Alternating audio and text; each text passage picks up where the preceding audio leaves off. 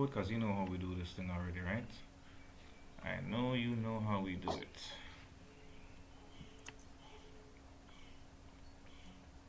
I'm going to create a new one. I'm done with my learning journal, but I do like participate. The sphere is there, okay? And there's a couple things that we want to like keep in mind first, okay? So whenever we're doing calculations, there are mathematic rules that apply, okay? So we have to be aware of some of those basic stuff. All right, so having said that, let's see if we can put this in a comment. So that's the formula there. And this was in the book. This is actually a textbook we're looking at now, Think Python. So let's see if we can have that 4 over 3 pi r cubed typed as a comment before we start anything else. Because there's nothing for it to print. Now if we go Mhm. ahead and put a print function at the start of math. No, no, no, not below. Right in front of math. Mm-hmm. Then open a bracket and close a bracket behind it. Right. So you're actually passing that function, because that function returns a value. So when it returns a value, then print will show. So you see there, we are seeing the value of pi to a certain number of decimal places. I won't bother to count. But of course, Great. that's not really a handy way to work with it, right? So the best way to really work with it is to assign it to a variable. So instead of printing the math.py, let's create a variable and let it equal to math.py. Let it be equal to math.py. You understand what I'm saying? So just take out the print and the brackets, leave everything else that was there before on line 4. And at the end of line 2 to say importing the math library. And we start a comment with the hashtag, and it makes everything after that ignored by the compiler, basically invisible to the compiler, but just as notes for us as programmers. So it doesn't affect anything that happens in the actual program. Okay. What did you say? Importing the math what? Importing the math library. Okay, when we say library, we just mean a collection of reusable code, which Oh, usually includes functions. So that's what it is. I mean, you can read more about this. There is a textbook you can do all of that reading, but we're not doing the reading here. We're doing the hands-on here. So in the next line, we created a pi variable. No, no, no. The comment goes after line 5. You don't need to put any more spaces here. We're just explaining what each line does so that it's clear to people looking on what's happening. All right, so yeah, just make a comment to share what we're doing in line 4. So put a space after pi dot pi and start the comment and just say um, assigning the value of math.py from the math library.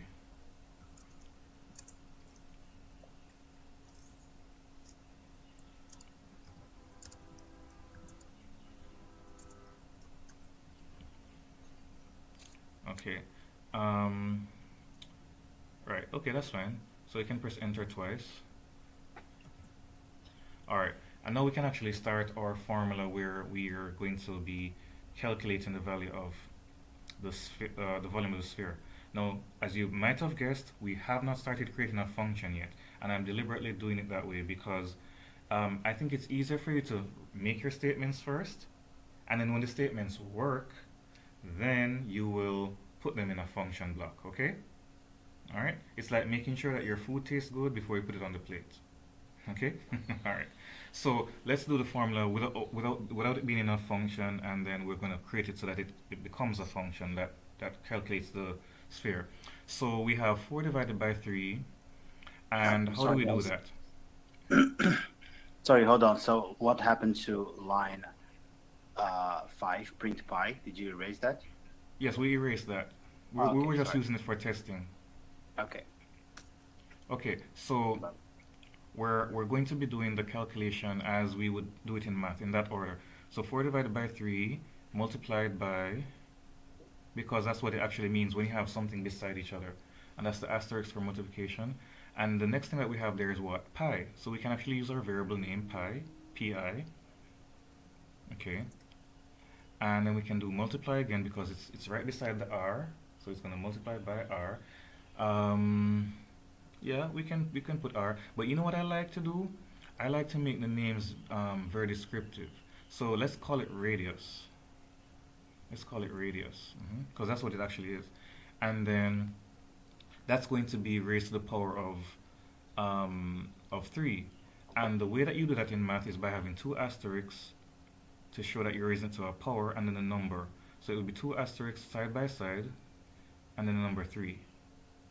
That's Okay, but guess what? exponentially. But guess what? There's also another way that you can do this, but I'll show you the identical way after. Press the enter key. Let's do, there's another way to do it. One more time.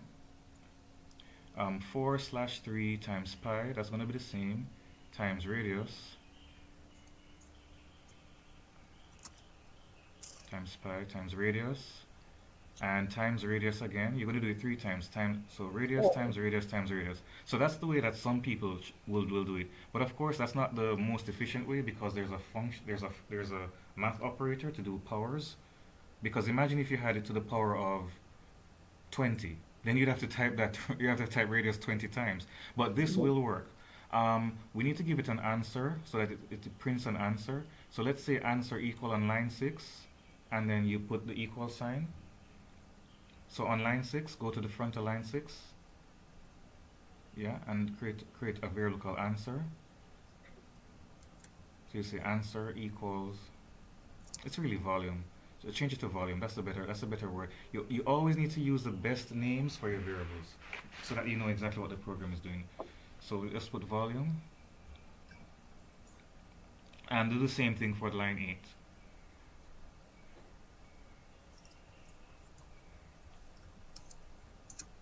Okay, so what I'm saying is that both of these are identical. Now, do you notice that our compiler that we're using here on replit.com has red underlines in the code? it's because it's not defined yet. Yeah, it's teaching you that there's a problem already in your code. If you were to try to run it, you could know that it would not work even before you tried to run it.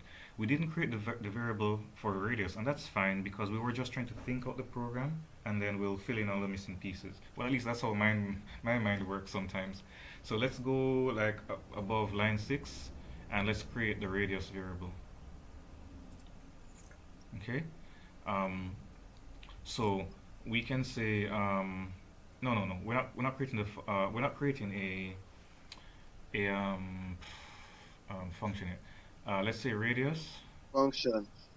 Let's say radius equal 5. Yeah, we're not creating a function just yet. Okay. All right. So now we have everything that needs to calculate the formulas. Okay. So at the end of line 8, put a comment, please.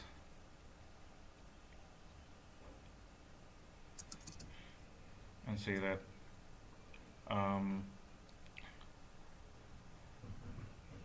this formula calculates the volume of a sphere.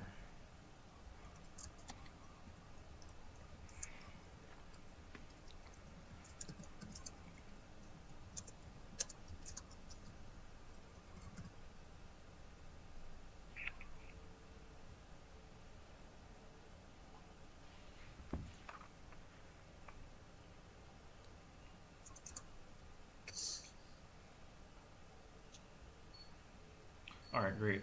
And on line 10, you can say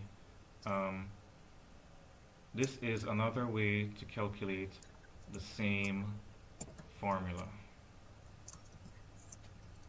So of course, you're not going to want to choose the method on line 10, okay? But we're just using it there to show you what's happening. After a while, we're going to delete it. It's just to show you that it would both work. So let's go ahead and print what volume is on line 9 because we have the radius now assigned, so we can print volume.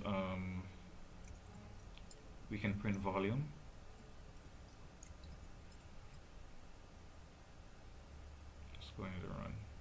All right, so that's the volume. If you go put a print statement on line 12 to show us that the other formula works as well. So go ahead and print volume once more. Because line 10 would have changed the volume if the formula didn't work, but we're actually going to prove that line 10 is also doing the same thing as line 8. So we're going to print volume once more, and we should see that the answer doesn't change when we run the program. Alright, so there you have it. So the answer is the same whether you do it with radius double asterisk 3 or whether you do it as radius times radius times radius. Alright, now we're going to delete the one on line 10 so we don't confuse Okay, ourselves going sorry forward. guys. Sorry, Yes. I'm getting an error. A trace back in line 6, radius plus 5. Is it I don't know. radius equal 5, right? I don't Okay. know. Yeah, radius equals 5, right? No, sorry, I mistyped. Okay. Alright, so go ahead and delete the extra one. Yeah. You can delete the extra print as well. Okay. Alright, so now we know our formula works because we plugged in all the values and we printed it. So we know our formula works. However, this is not in the form of a function that will be given a value, an argument which could be different integers, and will give us a volume number. So let's now go ahead and construct our function. So what we're going to do here is that we're going to leave that code on the top. We're going to take out the print statement because we're going to have the function that we're going to create return a value. So we don't need a print statement. So what you're going to do here is you're going to start with the function definition. Give it a bit more space. Let's just make sure that's it did say that. Let's go back and look at it. It says right, the code for print volume. Okay, great. Let's go back. So the name is given to us, so we know exactly what it is supposed to be called. Let's go back to the code screen. And we know it's supposed to take a parameter, right? A parameter r. So let's go ahead and put r there. And we're going to change the word radius at the top in line 6 to r. And just show you that, and then change the one in the formula on line 8 to r. It's just to show you that we could have used any letter or any word for the variable. Okay, got it. All right, right. So, and let's just print it one more time on line 9, just to prove that it works with the r. Okay, it doesn't matter if we call it r or radius. So go ahead and print volume.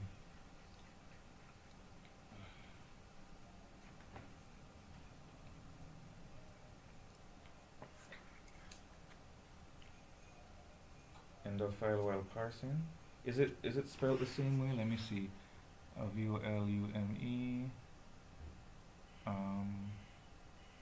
Oh, That was what was the other because we spelling? defined a function, but we did Oh, not you use defined it. it right. You didn't. Okay. All right. So Yeah, I you can just put it as a comment. Yeah. right. You can remove the print. You can remove the printing of volume now Okay. on line 9. You can delete the printing. Yeah. All right. Good. So we just wanted to test that just to show that if we call it r or radius, it's just a variable that holds a value. We can give it any legal name that we can use. Okay. So now we're going to continue with our function. Go ahead and press enter at the colon. And because we already created the formula, we can just basically copy that. Okay? So you can literally copy the formula, except for the volume part. Way to do it. Very concise way to do it. Very concise way to do it. Very concise way to do it. The part with /, yeah, start with yeah, right there. We don't need to say print and all that stuff, right?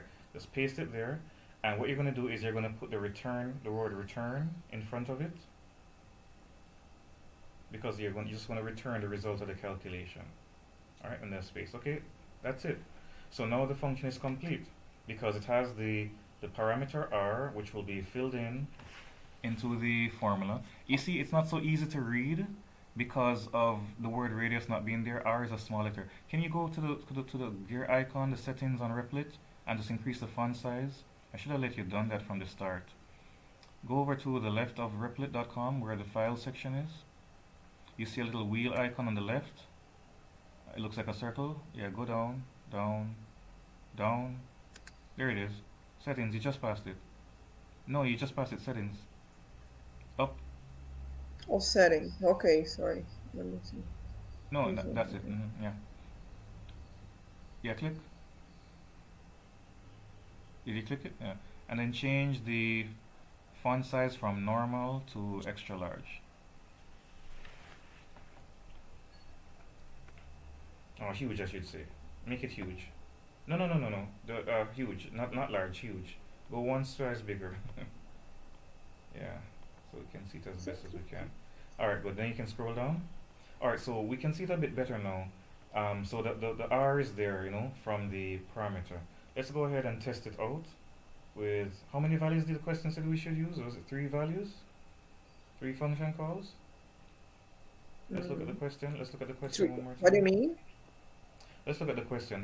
We were told to, Oh yeah, there's three values. Yeah, three different yeah, radios. yeah. So three.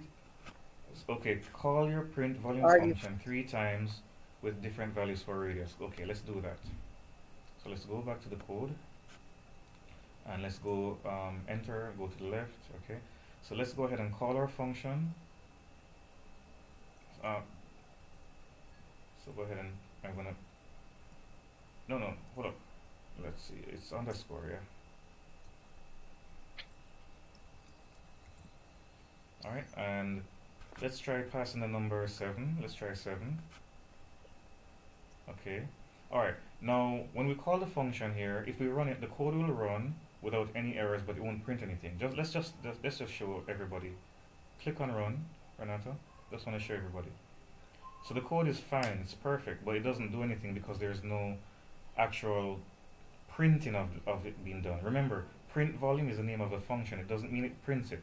So to actually print this value, we'll have to wrap this inside of a print statement. Okay, so go ahead and click and type print at the start of line 14. Remember, a slow repeat in here.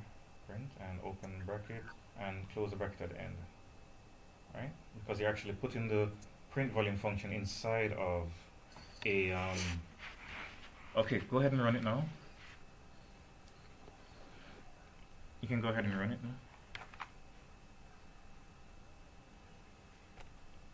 Alright, so it prints out the value, okay? So all we have to do is just copy line 14, paste it 2 more times, and change the argument that we send to it. So instead of 7, we'll use 2 different arguments, like 2 different numbers. You're gonna type it out? Just copy. Oh boy. Yeah, nice. We work smarter, not harder in programming. Alright, so you can give it any other values. All those numbers are divisible by 7. What is she trying to do here? Alright, and there we go. Of course, it might be nice to have a statement that says, you know, the volume is so and so, but we're not going to complicate things and make it too extra. So there we have 3 different values, so we would copy the code that we use.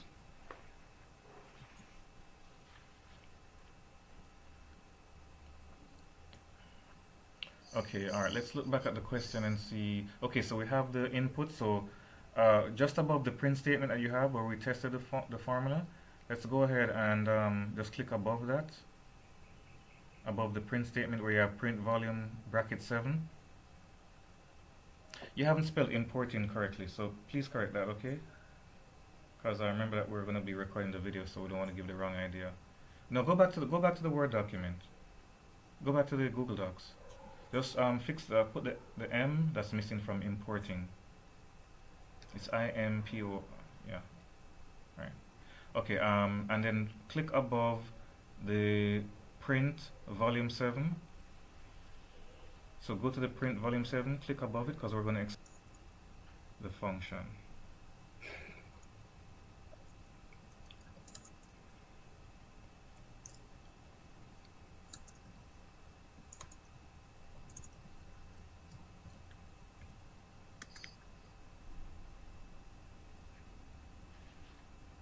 Okay, alright, so there you go. And let's see what else we need to put in. Let's just check the question one more time. So let's check the question. Let's check the question on the, on the tab. Should we put the outputs as well? Hold on, let's check the question. Yeah, let's check the question one more time. Can you hear me? Okay. Now I can. Yeah. Alright, right, so the outputs as well. So let's go back to the Replit screen so we can copy the output of the code. We have to run it so that we get the output. Alright, did we run it with, I think you have the number 5. So in your case, you had the number 5 on the, you had changed it. What do you have? What do you have in the docs? Let me see what you have in the docs. Go back to the Google Docs. You have 7, okay, that's fine. You have 7, 14, 21. Go back to Replit. Alright, so you're just going to copy the output. You can do a screenshot. You can use a snipping tool and do a screenshot and just get that output. Did you do a screenshot, or are you just going to copy it? I'm gonna copy it. Okay. Alright, or maybe this file has to be sent in directly and not in an attachment, but you can do it any way you want. Alright, so you're just going to make a heading above it to say that these are the outputs. No. You don't need to do that. You don't need to do that. You can just keep everything together. Right? Okay. Oh, okay. No, it's fine. You can do it that way too. No. You can that you can do it. Oh, you're moving too fast. I'm saying that you could do it that way as well. That way is fine. It's not a problem because there are different ways you can present answers. So I was going to let you go ahead and put it right after the other, if you wanted to do that. Okay.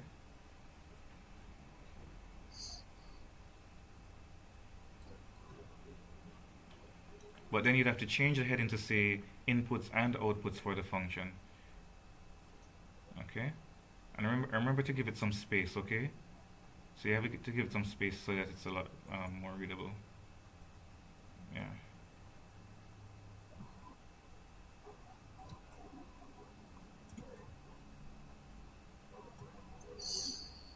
All right. So in the heading, you need to say inputs and outputs. Where you have the comment, where you have the hashtag, here are the inputs and outputs. Here are the inputs and outputs for the function.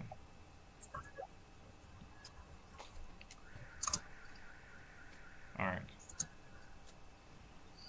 Okay, great. So what you could probably do, you could probably bold the output.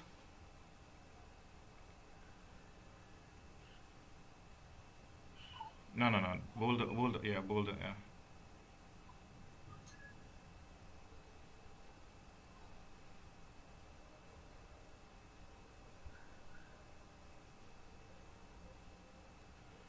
All right, so okay, so we're done with that. Okay, so that's one way that we could do that, and I think we're done with that. So part 2.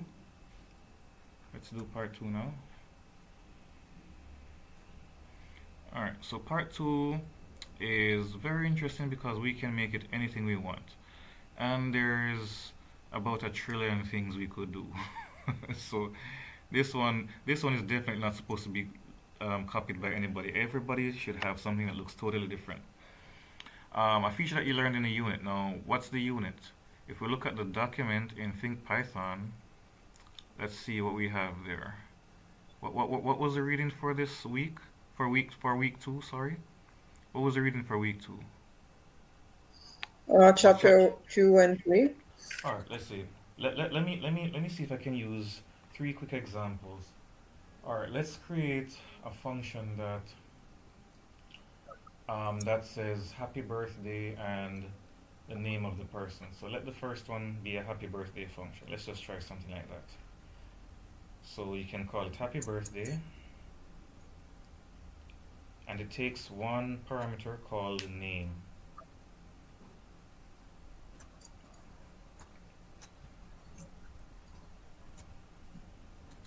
Okay.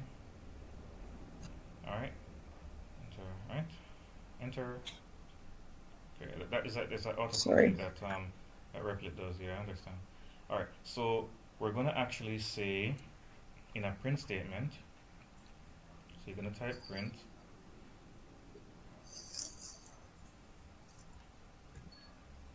And you're gonna print a string message that says happy birthday, and you're gonna close the quotation.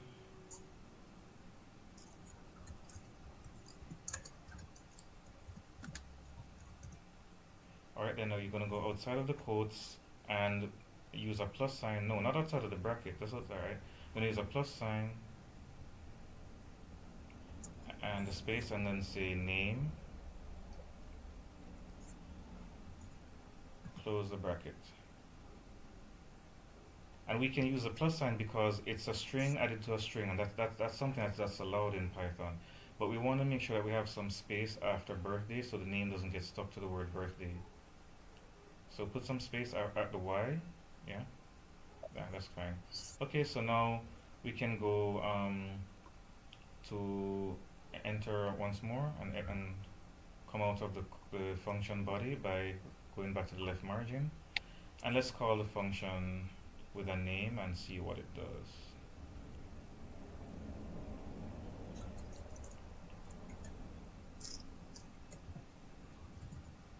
All right, so you're gonna need your quotation marks, okay? Because it's not a variable, it's a string. Yeah.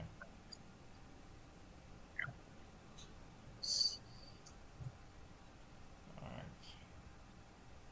You don't love nobody else but Renata, huh? Okay, I get you. All right. So let's move on. Let's create Obvious a, let, let's first. let's create a second function.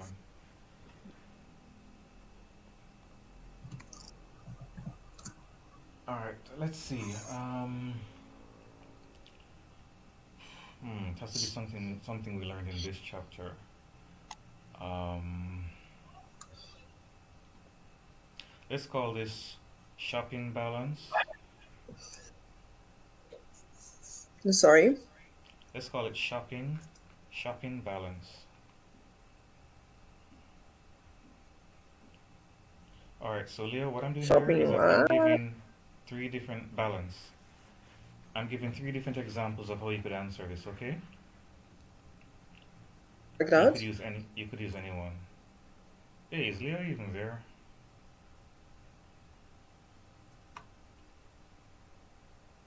Maybe Leo went to the bathroom. Stan, are you there? No, I'm here. I'm Oh, here. okay. You guys are moving really fast, so I'm just trying to catch up. I'm here too. I'm here. Yeah. Remember, you're on a live class, so you need to pause us if you don't understand something. Okay. All right. No, so far so good. Right. So what I'm doing, I'm just giving you three different versions of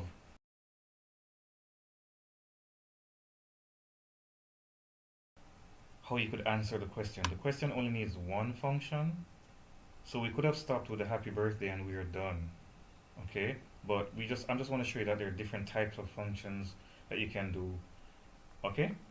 All right. So let's let's call it let's call it wallet. Let's call the parameters wallet. Let's call one of them wallet inside of the bracket, and then put a comma. All right. So remember that functions can take no comma. We're still gonna do more parameters. All right. So go back inside. So functions can take more than one parameter. So you saw that there was a name parameter in birthday. It doesn't mean that you can only just pass one parameter to a function. You can pass as many parameters as you need, okay? So we're gonna have wallet and we need another parameter, let's call it cost. Let's call it cost. Okay, 1 second here. We're gonna print wallet minus cost.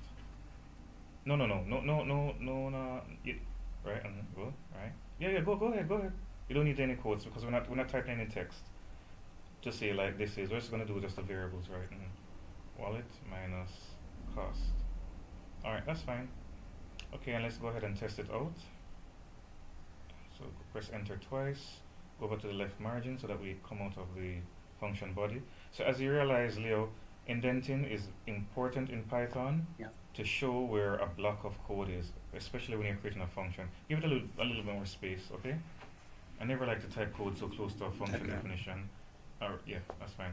So let's go ahead and call shopping. It's actually shopping balance. You type balloons. Well, it's fine. It could actually work. It could actually work. It doesn't matter if it's no, it doesn't matter if it's balloons actually. So let's say how much money do you want in your wallet? Can you spell that to me? No, Can you spell the word for me? Balance as in BALANCE, but don't change it. It's fine. You can keep it as it is, okay? Because it's really a random function. Okay. Right. So let me see now. I'm gonna ask you a very interesting question. How many euros do you want in your wallet? I guess it would be purse for you because you're a woman. How many euros do you want? I'm giving you 500. Type 500. Okay, And then a comma. all right. And, Oh yeah, in a okay. comma. Yeah, and let's say the cost is €5 or five in That's whatever good. currency people are using. Okay, let's go ahead and run the program.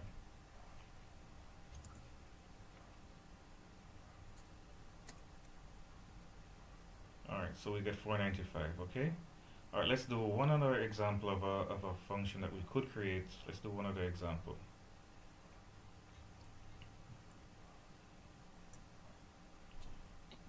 All right. Let's see.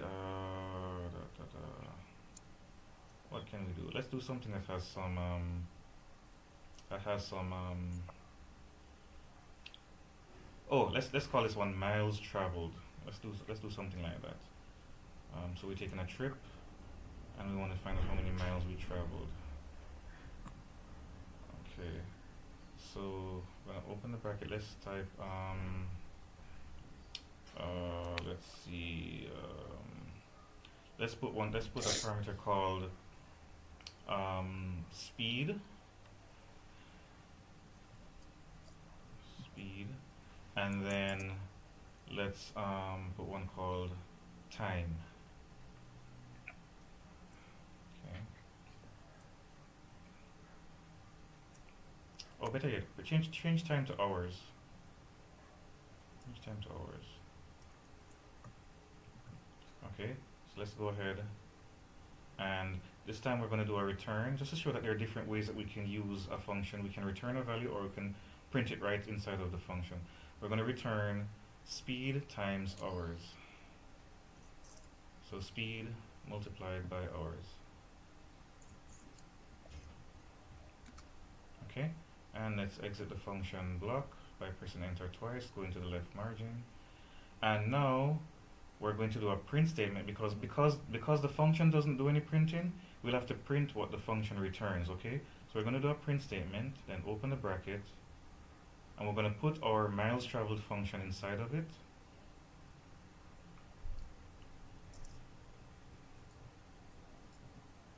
Make sure we spell it the same way. Then you're going to open the bracket and put two valid parameters in here. Let's say speed is 100 kilometers, so we're going to use 100 kilometers an hour. Alright, a comma, and let's say we went for 3 hours. Alright, so let's go ahead and run that. Sorry, accidentally. Okay. Oops.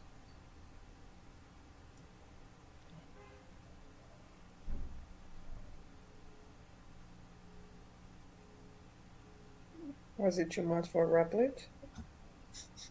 I don't know. It's a web-based browser compiler, so anything can happen, you know, on the server side or something. You can stop it and try to run it again. Because it hasn't stopped. It doesn't say that it has stopped. You can try running it again. Can I just reload my page? Because sometimes that will happen. I don't know why I need Yeah, to reload the page. Like you can restart. reload the page because sometimes the browser may have a few issues, or it could be the server just not responding in time. I can imagine that there are probably thousands of persons that code and Replit to help to develop their software. Did you lose information? I Oops. lose information. Can you believe that? So what that actually shows us is that what you were typing was not being updated on the Replit server, right? Because otherwise it would have saved it. So that's why it wasn't running, because it wasn't actually communicating with the server. So the safest thing to do next time is to copy the code before you reload the page, just so that you don't have to type it again. I think you remember what it is though.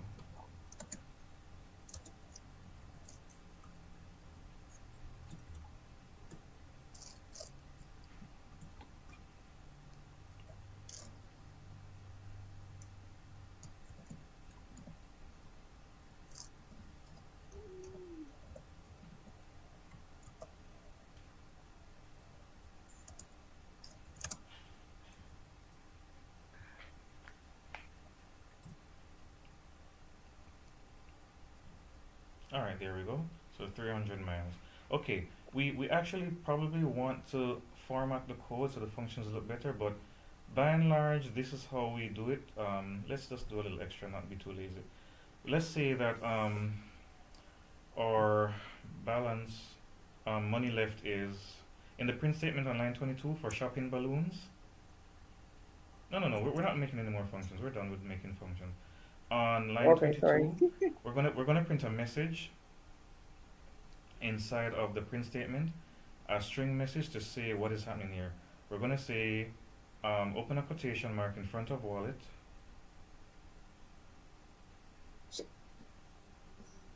In front of wallet. No, that's behind wallet. In front of wallet. Because we're gonna say something before we print the calculation. No, not there. In front of wallet. Yeah. Oh, sorry. Yeah.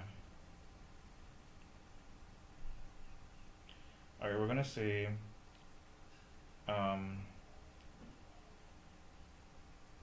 then what should we say? We have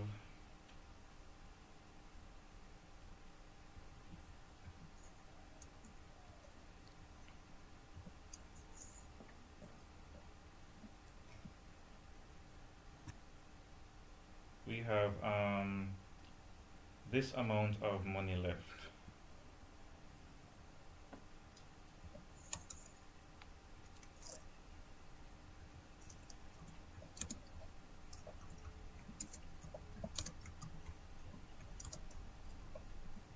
Alright, so close the quotation. Okay. Now, for us to print, now you notice that there's a red underline, okay? Are you seeing this red underline as well, Tulio? Yeah. Alright, so that means that already the compiler is warning us that we have invalid syntax. And why is that? Why can't we just print it from here? Because wallet and cost, what are they containing? What are we saying that they're containing? Can you tell me? An integer, Yes, they're like a containing number. numbers, right? They're containing numbers. You understand, Leo? Mhm. Yeah. Right, and you can't mix But the numbers. sentence is a string, right? Right, you can't mix numbers and strings. You can't mix string variables and integer variables or string variables and float variables. Basically, you can't mix strings and numbers. So we have to use our converter to typecast it. Alright, so what we're gonna do to typecast it is this is an integer, so we're gonna say, or we could say float, it doesn't really matter really, but let's say int, Mhm. right in front of wallet, go right in front of wallet, no space, go right beside wallet, type int, and you're going to put a bracket around that subtraction. So int around, you're going to put int and then put a bracket around the wallet and cost, right? Because it's a function of its own, right? All right, so move the mouse away. Mhm. All right, so no, sorry, it's string, no str, because it's already an integer. Sorry, I'm confusing myself here. Delete int, it's actually str because we actually want to change it to a string so that it can be included in the print. Great.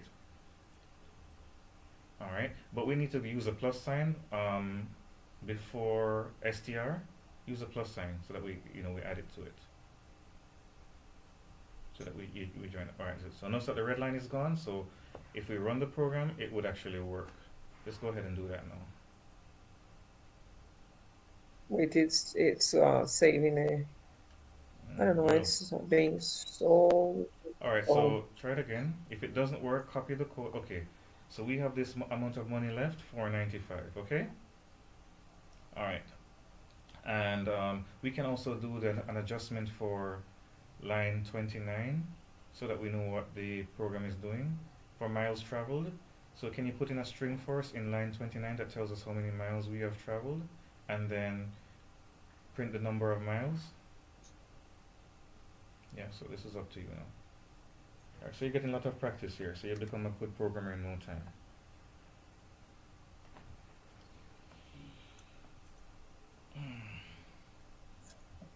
Man, I did not get much sleep this morning.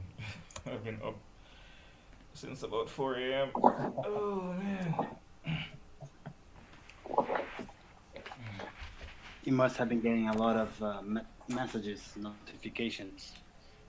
I get a lot of message notifications, but You it's should in rest. Really, you but should it, rest a lot. yeah, but it's in the group, so it's not that bad. So I just read them all at one time. I don't read them one by one. Right. Right. So if people think that I'm always looking at my phone, nah, I put that phone and do something else, and then I come back, and if there are 50 messages, then I read them all at once. Yeah, that's what I do. Let's see if she figures this out. Hey bro, I have a question. Did you record this video? Because I joined late. Oh, we always record the videos because we need to help everybody else. So you're good. Yeah. So when we can upload it in YouTube. Yeah, I'm gonna upload it as soon as I get done here because I know that we only have a few hours before the deadline approaches. All right. So remember once again that we're just showing here three different functions that we Yeah. can use in this. So I'm gonna ask you to do me a big favor, Renata. I'm gonna ask you to open a separate Google Docs page. All right, you're getting the hang of this, right? So you have I'm trying to figure out what you did. It's so creative. I'm trying to actually understand your code now. Wow, what did she do? Okay, so she called the function, converted the function value to a string, and then placed the word miles at the end. Add a Wow. comma. Somebody's getting pretty skilled at Python. Look Yeah. at you. Look at you. Okay, so all right, all right, pretty good. No, she learns too fast. Yeah. Well, the reason why she learns fast is because Uh, she's been on most, if not all, of my live classes. So when other people just watch the YouTube video, I've been, she's been here live. I've been doing the classes with you. I Yeah. can give the credit to you, really. Okay. I learned That's a lot in here, and I do really recommend everybody doing that. That's why I'm, getting things really fast. It's thanks okay. to Great. you. All right. Okay. So Yeah, man, we um, appreciate the help. all right. Tell you what. I was just gonna help you to do some of the editing for me by putting